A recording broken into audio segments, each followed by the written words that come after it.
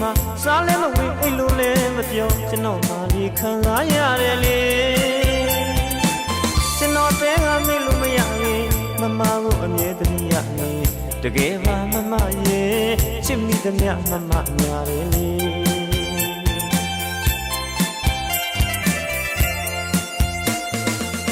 မမနဲ့အတူတွဲလို့ရဲ့ပြောခဲ့သမျှရက်ကလေးတွေလည်းကောင်းမဲ့လို့ဆင်းရပြီလေ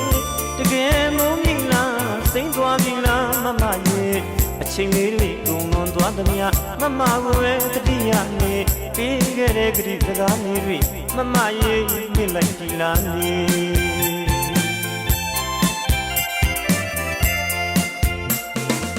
ချိန်တွေ့တဲ့နေရာလေးအလွမ်းပြေဖို့ရောက်လာခဲ့သမျှလွမ်းလုံးကိုရမောက်ဖြစ်သူရဲ့အသေးနှုတ်တဲ့ဘဝအလေးမို့လေမမကိုပဲသိချစ်တဲ့နေ